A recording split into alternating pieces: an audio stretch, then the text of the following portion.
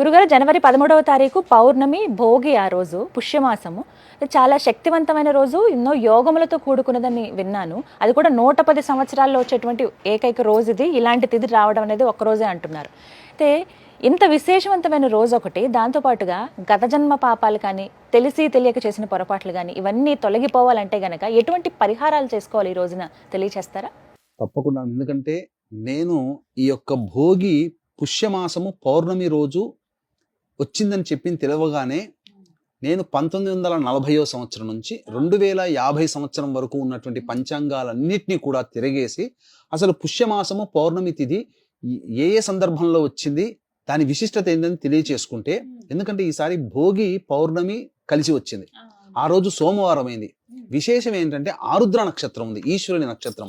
అంటే మనకు శాస్త్రంలో ఎక్కడ చెప్పబడిపోయినా తమిళనాడు ప్రాంతం నుంచి మనకు ఆనవాయితీగా వస్తుంది. పౌర్ణమి తిథి ఆరుద్ర నక్షత్రం సోమవారం కలిసి వస్తే శివముక్కోటి అని అంటారు. అంటే కోటి పౌర్ణమిలు చూసినటువంటి పుణ్య ఫలితము, కోటి పౌర్ణమిలలో ఈశ్వరుని ఆరాధన చేస్తే ఎంత పుణ్య ఫలితం వస్తుందో అంతటి పుణ్య ఫలితం ఈ ఒక్క రోజునే వస్తుంది. అందున మన అదృష్టం ప్రకారము 1940 నుంచి 2050వ సంవత్సరం వరకు చూస్తే ఈ ఒకే ఒక్క రోజు వచ్చిందమ్మా. దాదాపుగా నేను సెలెక్ట్ చేసి పెట్టి ఉన్నాను.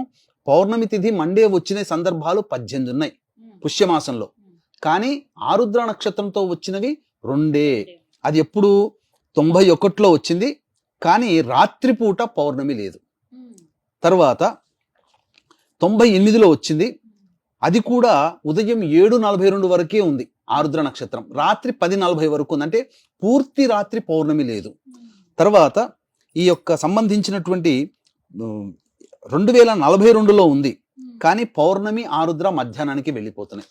అంటే పౌర్ణమి రాత్రి పూర్తిగా, ఆరుద్ర నక్షత్రం 12:20 మధ్యాహ్నాన్నిగా, సోమవారముగా, పుష్యమాసముగా ఉన్నది ఈ 110 సంవత్సరాల్లో ఈ ఒక్కరోజు మాత్రమే. కాబట్టి ఈశ్వరుని గనక సృష్టి స్థితి లయకారకాలలో లయకారకుడు పరమేశ్వరుడు.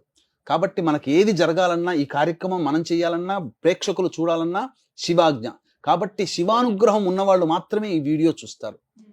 కాబట్టి ఈ రోజున తెల్లవారుజామున్నే చేయాల్సినటువంటి విధి ఈశ్వరానుగ్రహం కోసం 3 గంటలకల్లా లేచి కాలకృత్యాదులు తీర్చుకొని చక్కగా శివచిత్ర పరివారానికి పటానికి పూలమాల వేసి ఆవు నేతితో కానీ నువ్వుల నూనెతో కానీ దీపారాధన చేసి శివ సహస్రనామ పారాయణం చెయ్యాలి. ఆ రోజున ఆరుద్ర నక్షత్రం ఉంది కదమ్మా, సోమవారం అయింది కదా, పౌర్ణమి తిథి కదా, ఒక్కసారే కదా, ఈ ఒక్క సంవత్సరమే కదా వచ్చేది. కాబట్టి ఆ రోజున శివాలయంలో మనకు ప్రాణముతో సమానమైనటువంటి పదార్థాన్ని ఈశ్వరునికి అర్పించాలి. కాబట్టి వీక్షించేటువంటి ప్రేక్షకులు కూడా ఈ యొక్క అత్యద్భుతమైనటువంటి అలభ్య పుణ్య తిథిని అనుసరించి ఈ జనవరి 13వ తారీఖు రోజున మధ్యాహ్నం 3 గంటలకి గత జన్మ కర్మదోష నివారణాలు, శనిదోష నివారణ హోమాలు, అలాగే 18 రకాల విద్య, వివాహ, ఉద్యోగ, దాంపత్య, సంతాన, అనారోగ్య సమస్యలకి 18 రకాల హోమాలు పర్ హెడ్ 1500 రూపాయలకి మధ్యాహ్నం 3 గంటలకి ప్రారంభం చేస్తున్నాం. 1 గంట లోపల మీ గోత్రనామాదులు నమోదు చేసుకోవచ్చు. ఇక ఆ రోజున చేయాల్సింది మనకు ప్రాణంతో సమానమైనటువంటిది అన్నము. కాబట్టి గంజి వార్చినటువంటి అన్నాన్ని, చక్కగా గోరువెచ్చగా ఉన్నటువంటి అన్నాన్ని శివ శివ శివ శివ అనుకుంటూ అభిషేకం చేసి, చక్కగా ఆ యొక్క అభిషేకం చేసినటువంటి అన్నాన్ని కుటుంబ సభ్యులందరూ కూడా మధ్యాహ్నం భోజనంగా స్వీకరించవచ్చు. 10 మందికి పంచవచ్చు, తప్పేమీ లేదు. వివాహ సమస్యలతో బాధపడేటువంటి వాళ్ళు పటిక బెల్లం పొడిని నీటిలో వేసి ఆ నీటితో శివునికి అభిషేకం జరిపించి తదనంతరం అన్నంతో అభిషేకం.